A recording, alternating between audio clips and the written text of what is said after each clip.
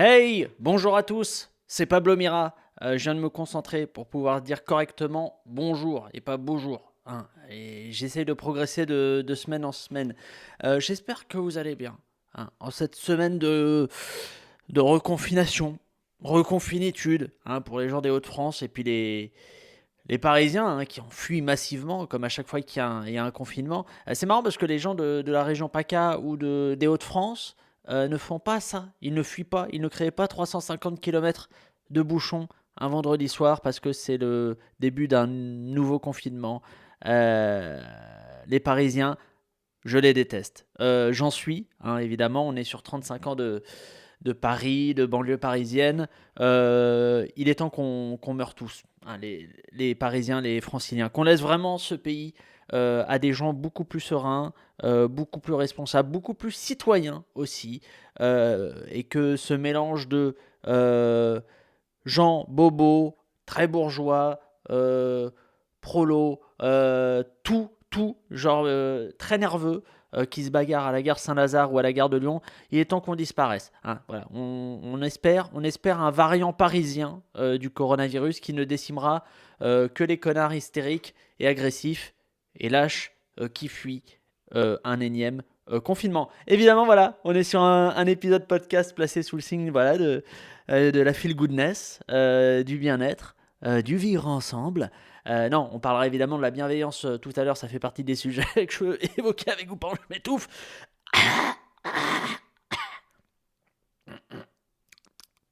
Ah, c'est bon. Non, que vous dire? Que vous dire? On est reparti pour un confinement qui n'en est pas un. Euh, Truc très bizarre. Il y a genre rien qui change et en même temps ça change. Donc et là voilà, on est dans une expérience de réalité très très particulière.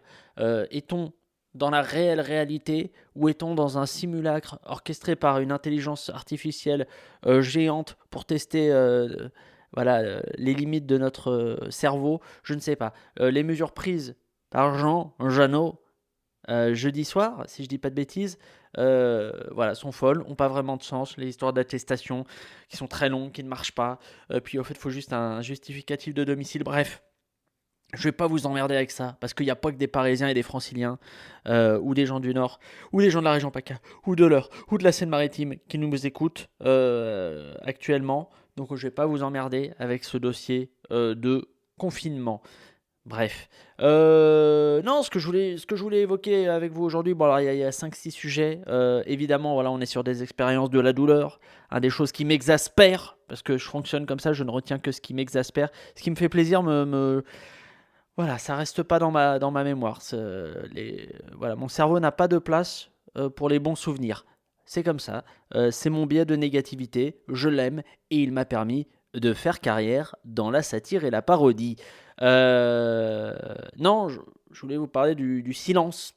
Je me suis rendu compte, petite anecdote, j'avais une conversation avec un pote à moi, avec qui je bosse, qui est un auteur, et on s'est rendu compte, alors, on le savait déjà, mais dans notre conversation, on s'est rendu compte que on avait vraiment un problème à laisser de la place au silence. Et vous savez, moi, en termes de silence, et là je suis extrêmement sérieux parce que je vais balancer une citation, hein. Une citation qui dit: méfiez-vous toujours des gens qui parlent en citation. Non, ça aurait pu. Une citation, la fameuse citation, hein, la parole est d'argent, le silence est d'or. Ça, pour le coup, j'y crois vraiment. C'est-à-dire que je pense qu'on sera toujours plus dans la vérité avec une seconde de silence qu'avec 10 000 années de blabla plus ou moins érudit. Non, non, j'aime le silence, ce qui n'a pas de sens, hein, pour quelqu'un qui est en train de faire un podcast, puisque si j'étais vraiment un véritable apôtre du silence, euh, je me tairais. Euh, Ce que je vais faire. Voilà, allez.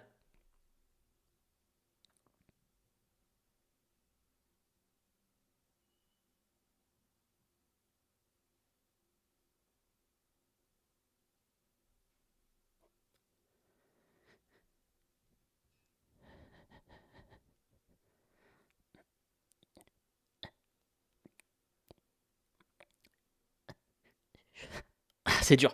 Ah la vache, c'est hyper dur de résister quand même au silence. Je pense que ça nous renvoie à la mort, tout simplement au néant, et qu'on a horreur de cette chose-là. Je pense que globalement, on a horreur de tout ce qui nous renvoie à notre condition humaine, Et voilà, là on est parti dans une conversation, Spinoza, Kant, euh, Jade Lagardère.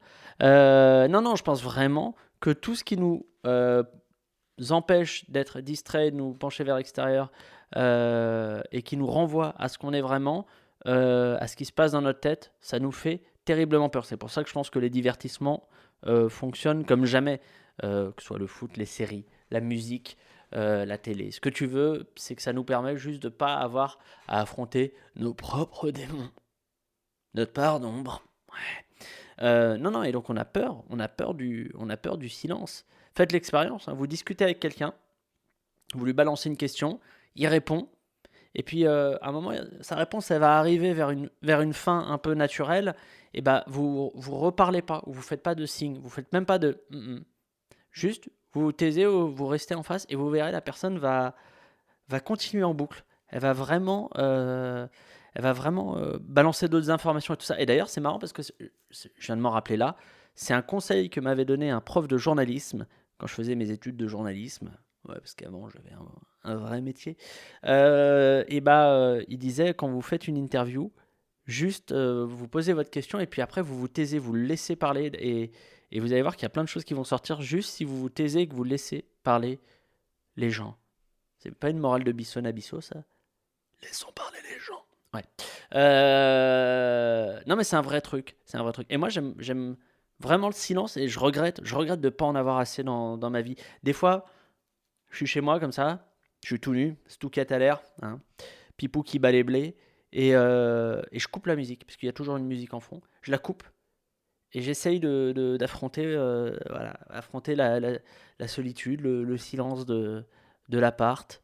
Euh, je savoure les bruits comme ça. Ouais, je suis en pleine conscience. Ouais, ouais, je suis en pleine conscience. Ouais. Non, mais j'essaye un petit peu de pas me saturer d'avoir toujours un fond sonore, euh, comme vous êtes en train de le faire avec ce podcast. Parce que je le sais. Hein. Vous m'envoyez de nombreux messages qui me disent Pablo, t'es un super fond sonore. Je ne veux plus que ce podcast soit un fond sonore. Alors vous posez ces couverts, vous posez le livre du gamin, vous posez cette manette de PS4. Ça se trouve, vous êtes en train de l'écouter pendant que vous jouez à la PS4. Mais vous imaginez le degré de dispersion de l'esprit. Alors vous avez tout posé, vous allez juste écouter ma voix, et on va faire de l'ASMR. Ouais, bonsoir, ça va. Non, vous m'écoutez, hein. Hein, vous êtes vraiment dans l'écoute. C'est pénible ça, au bout d'un moment. Je sais pas où terminer cette intervention. Globalement, je ne sais jamais comment terminer non plus les épisodes de 168. Je ne sais pas non plus comment terminer une conversation téléphonique. Ça, je m'en suis rendu compte aussi avec la conversation de mon pote. Il y a un moment donné, j'avais plus grand chose à lui dire, hein, parce qu'on avait fait le tour de la question, quand on avait arrêté de parler de moi, quoi. Et j'ai essayé de lui faire comprendre par la voix que c'était le moment de raccrocher. Donc évidemment, il y a les phrases, faut pas les terminer de la même façon quand on veut clôturer une conversation. C'est-à-dire qu'il faut dire et alors là, bah j'ai pris du lait, quoi.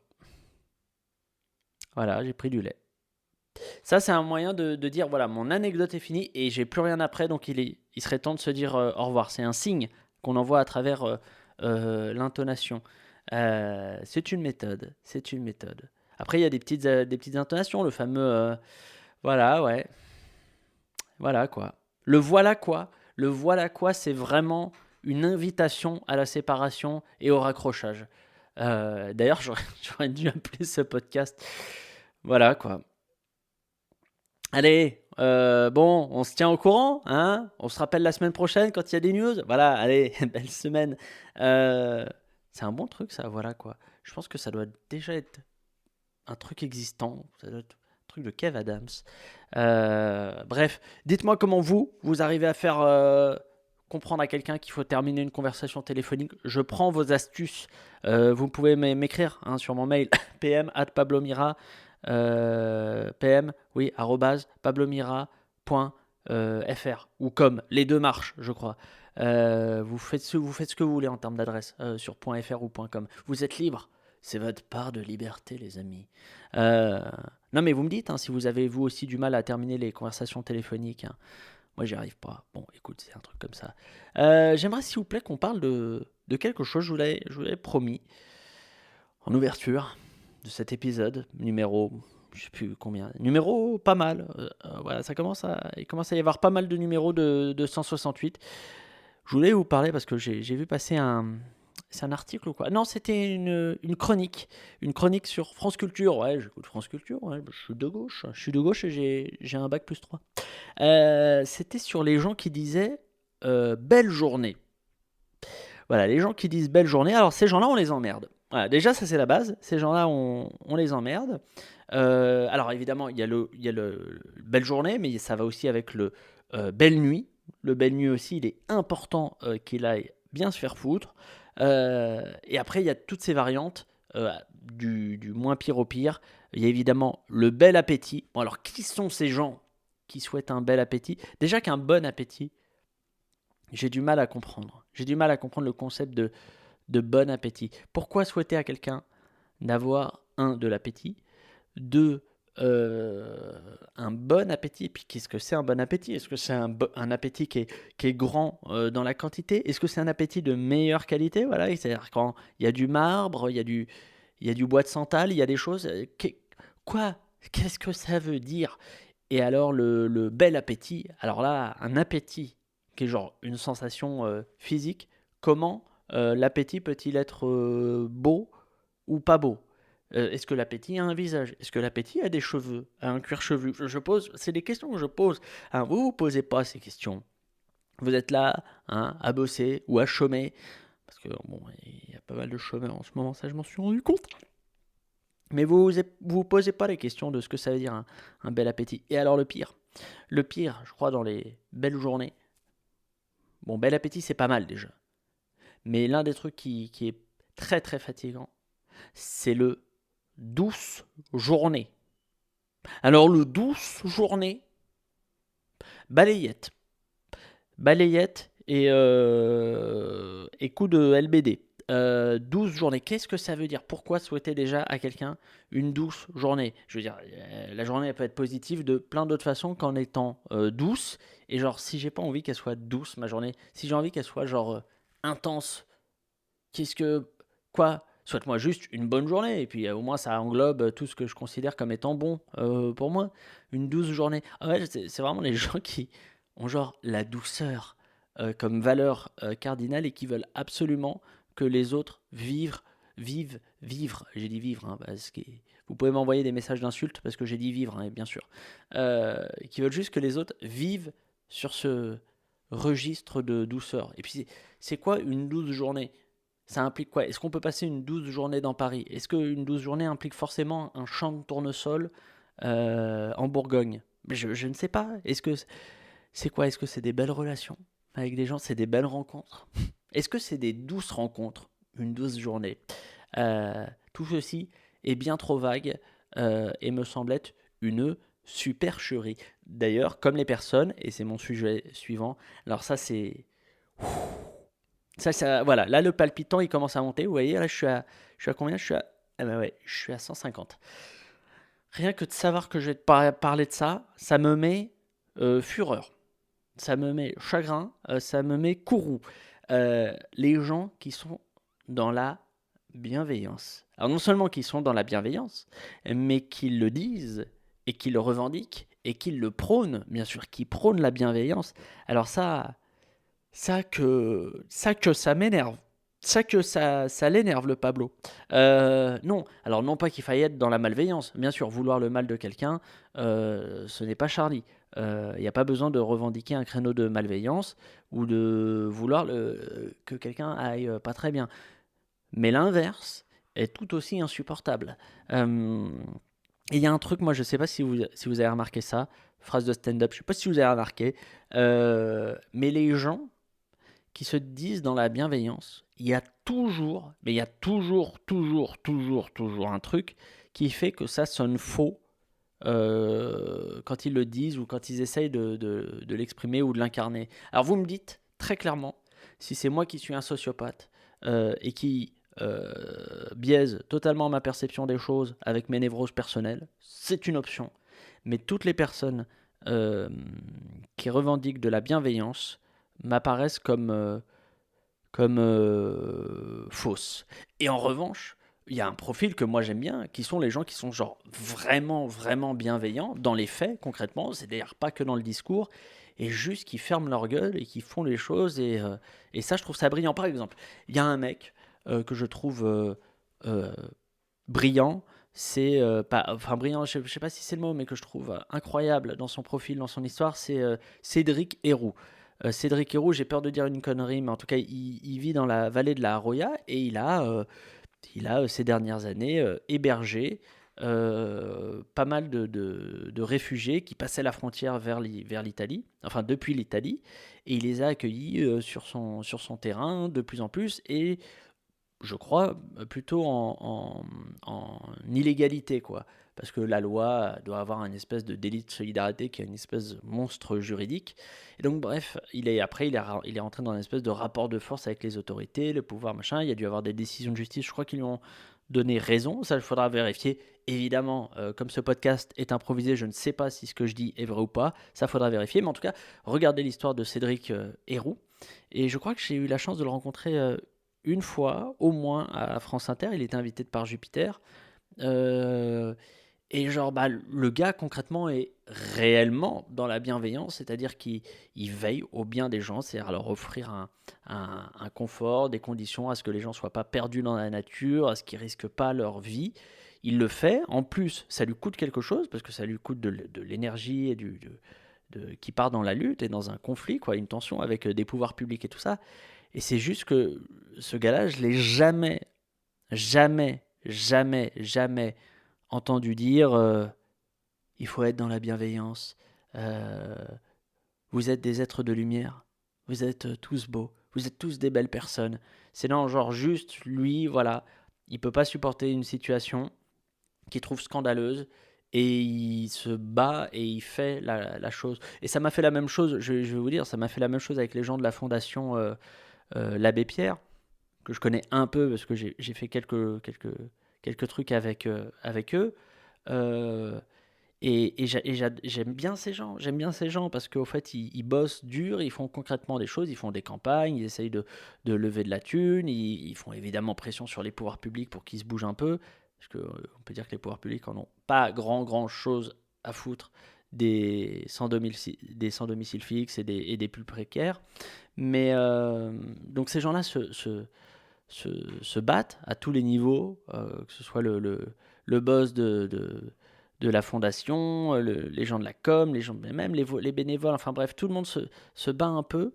Et pas une seule fois, j'entends dans leur discours, euh, il faut être bienveillant et tout ça. Non, leur discours, il est simple. Ils disent, il y a cette situation qui est là, ces gens-là souffrent, c'est pas acceptable, faisons quelque chose. C'est aussi simple que ça. Euh, et leur discours, leur élément de discours, il est sur la situation actuelle et ce qui ne va pas selon eux, et sur lequel il faut agir justement pour veiller au bien des gens. Et c'est pour moi, c'est tout ce qui fait qu'ils sont vachement moins, comment dire, faux que tous les gens qui revendiquent de la bienveillance à propos d'eux-mêmes et de leur action et tout ça. Et d'ailleurs, globalement, je dirais, il faut toujours un peu se méfier de ce que des gens, notamment des personnalités publiques, revendiquent à propos d'elles-mêmes. Genre quand quelqu'un te dit je suis dans la bienveillance, il y a un petit billet à parier que la personne, elle l'est pas, genre complètement, et que derrière, dans l'intimité, ou en coulisses, ou machin, il y a une part qui soit genre un peu plus égoïste, égocentrique que ça. Si vous tombez sur quelqu'un, et d'ailleurs ça m'est arrivé de tomber sur des gens comme ça, genre des producteurs qui te disent ah, vous savez, nous on fait pas ça pour l'argent, on fait ça parce qu'on fonctionne au coup de cœur. Tu peux déjà ouvrir une case dans ta tête et mémoriser que cette personne-là fait ça en partie pour l'argent. Ça veut pas dire qu'elle fait pas ça parce qu'il n'y a pas de coup de cœur, mais elle fait ça pour l'argent. Donc méfiez-vous des gens qui disent quelque chose à propos d'eux-mêmes. Par exemple, si je vous dis que ce podcast, j'essaye de le faire le plus sincèrement possible, bon, bah, peut-être que des fois, je suis pas sincère. Hein. Méfiez-vous toujours. Remettez-vous en cause dans votre remise en question. Euh, non, mais bref, ça, c'est un truc un truc qui m'a toujours sauté aux yeux. Et donc bref, les personnes bienveillantes, parce que c'est une espèce aussi de grosse tendance à la bienveillance en ce moment, je le vois sur Internet, à la télé, euh, à la radio. Euh, pour moi, c'est l'enfer, l'enfer, l'enfer, l'enfer, l'enfer, l'enfer. Bon, déjà parce que c'est pas du tout dans mon, j'allais dire, j'allais dire dans mon quotidien, dans ma vision de ce qu'est le monde. J'ai plutôt une vision du monde comme étant rempli de gens fatigants, d'être dans une prison à ciel ouvert, hein. C'est la vision du petit Pablo, hein, quand même. Mais ça n'empêche, c'est pas incompatible, hein. On peut essayer de veiller au bien des gens, qu'ils soient fatigants ou agaçants ou pas, quoi. Mais donc, bref, il y a un truc avec cette tendance de bienveillance où, en gros, méfiez-vous des gens qui se disent bienveillants. Voilà, c'est comme ça. D'ailleurs, des gens bienveillants, il y en a beaucoup sur où ça, hein. Sur où ça, j'ai dit, hein.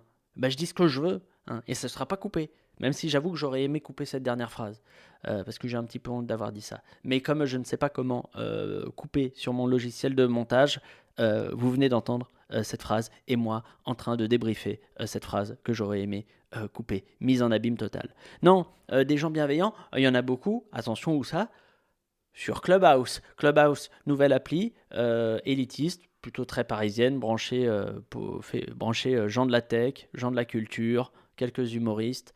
Euh, En gros, on est sur un truc un peu élitiste et tout ça. Et alors, moi, je l'ai depuis quoi? Un mois, je commence à y aller depuis 2 semaines, 3 semaines. Et je trouvais ça sympa. Je trouvais ça sympa. En gros, c'est des salons vocaux. euh, et c'est en direct, il n'y a pas de replay, machin et tout. Et en gros, on peut changer via des salons vocaux. Ça ressemble pas mal à Discord, pour les gens qui connaîtraient Discord. Levez la main les gens qui connaissent Discord. Ok, super. Et bah, et bah non, ça ressemble pas mal à Discord. Et moi, je trouvais ça sympa parce que je trouvais que ça privilégiait plus l'échange d'idées, puisque c'était que sur de l'audio et, euh, et en direct comme ça. Ça privilégiait les idées plutôt que l'apparence, en opposition par exemple à TikTok, avec qui j'accroche pas, quoi. Même s'il y a des choses bien, mais pour moi, il y a énormément de choses affligeantes sur TikTok. Et bah, tenez-vous bien sur Clubhouse. Alors attention, je porte un jugement sur un réseau qui a 1 an à peine et qui commence à vraiment prendre de la place en France depuis un mois et demi. Mais il y a une catégorie de gens sur Clubhouse et il y en a beaucoup. Enfin, en tout cas, j'en vois pas mal. C'est des gens qui sont pour l'échange des idées, voilà, qui sont dans la bienveillance, qui sont pour les témoignages lumineux, qui aiment les échanges d'idées, la discussion. Mais alors attention, ils n'aiment pas la discussion quand la personne qui discute en face d'eux, enfin en face, sens figuré, a juste un avis contraire euh, à elle. Exemple, alors je vais donner évidemment mon exemple. Je voyais passer un débat, en gros, sur Clubhouse qui disait la culture va-t-elle sauver la France? La culture peut-elle sauver la France? Bon, déjà un intitulé, on n'est pas très loin de peut-on rire de tout en termes d'intitulé vague. Donc j'écoute, je participe pas, j'écoute et je me dis waouh, il y a quand même énormément de conneries qui sont dites et genre chacun balançait ses témoignages en mode ouais, pour moi la culture c'est la part de lumière de l'humanité et ce genre de conneries. Et je me disais, ouais, il y a quand même énormément de conneries. Et puis les gens surtout ne répondaient pas à la question posée. Ou alors ils balançaient leur témoignage et ils disaient à la fin, et donc oui, pour moi la culture peut et va sauver la France. Ça commençait à devenir vraiment insupportable parce que c'est très très dur de résister quand on entend des gens dire des conneries. Ce qui m'arrive pas tout le temps. Il y a plein de fois où il y a des gens qui disent des choses sensées, ou alors ils disent des conneries, mais je le perçois pas parce que je maîtrise pas le sujet, ou je suis pas bien réveillé ce jour-là. Bref, ça m'arrive pas tout le temps. Mais là, il se trouve que il disait des conneries et que je m'en rendais compte, quoi. Et donc j'ai essayé d'intervenir, et avec une question simple qui était, la question c'est la culture peut-elle sauver la France? Et ma question était, alors oui, mais j'aimerais juste savoir de la culture peut-elle sauver la France de quoi au fait? De quel danger? Et personne n'a été en mesure de me répondre à cette question. notamment le modérateur qui est genre, je pense qu'il a fait un AVC. J'ai senti à travers le son que son nez commençait à goûter du sang, c'est-à-dire à verser des gouttes de sang.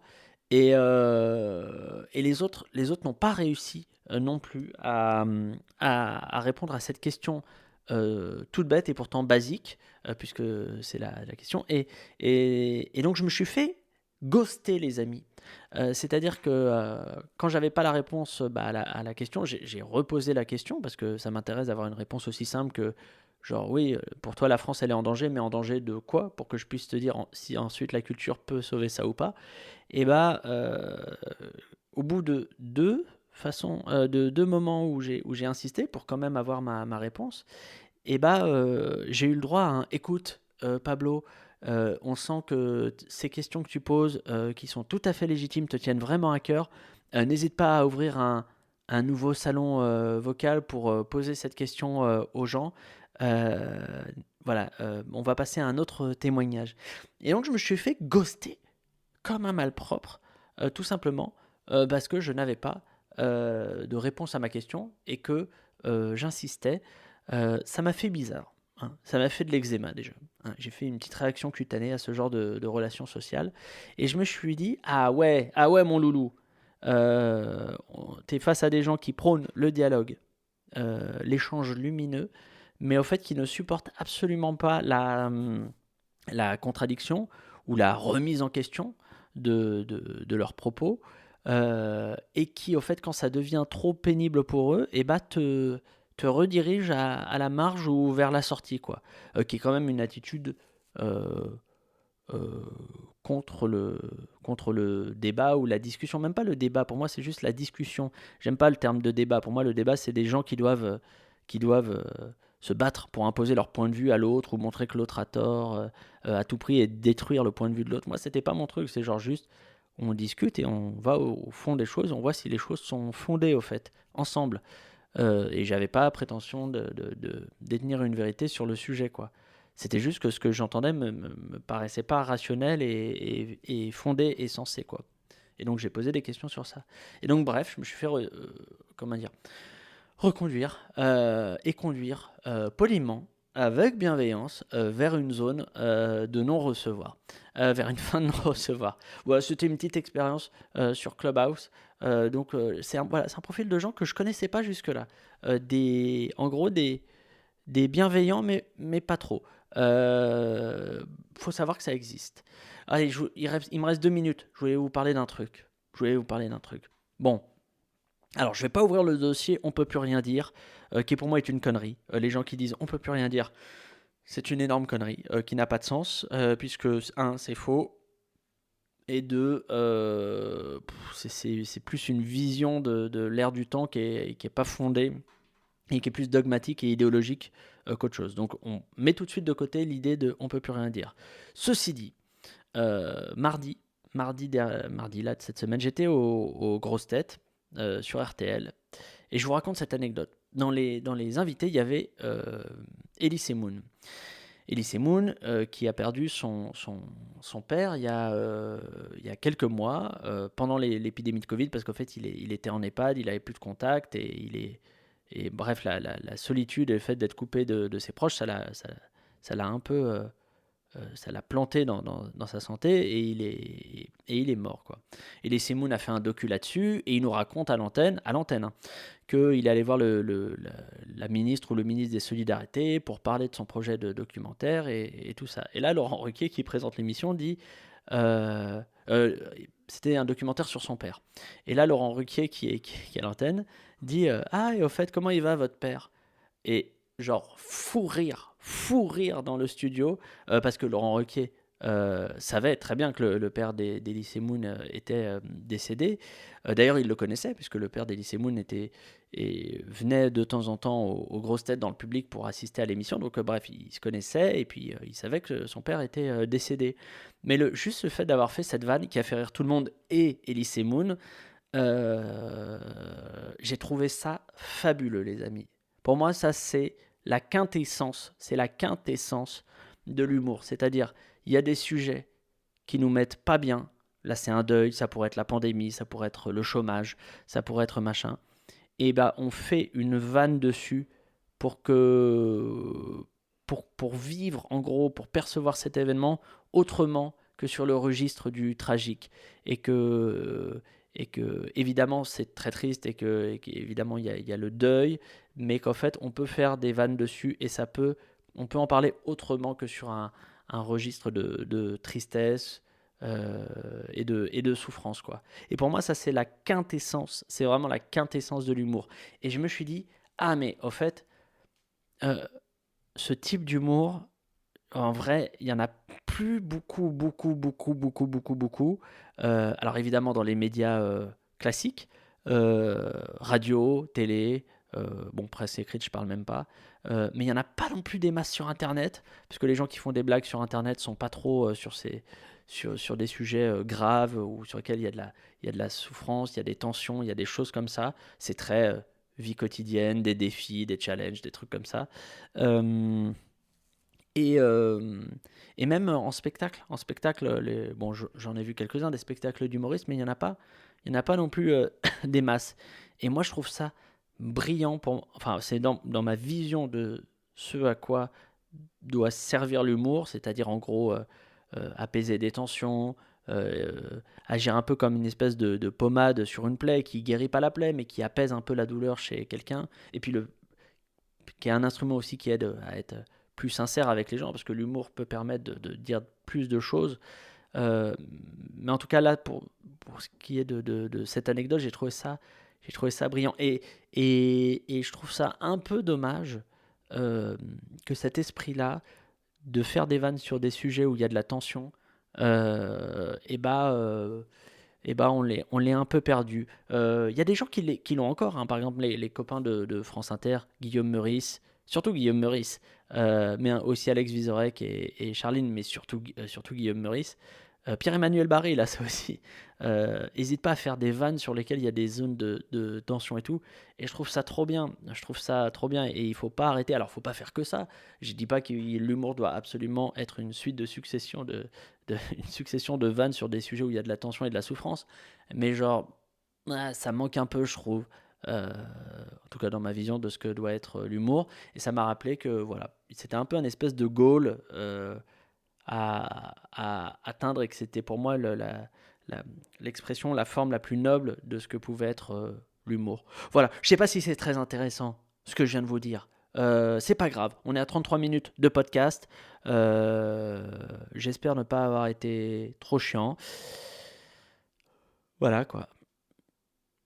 Mm. Ah ouais, je crois que c'est le moment de se quitter. Je vous avais dit que je ne savais pas comment terminer les choses. Bon, allez, je vous fais des bisous.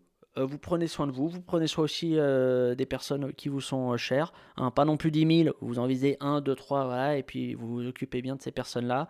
Vous êtes léger. Vous êtes dans la galéjade. Vous êtes généreux et facétieux. Je vous fais des bisous. Je vous dis à la semaine prochaine. Allez, bessos.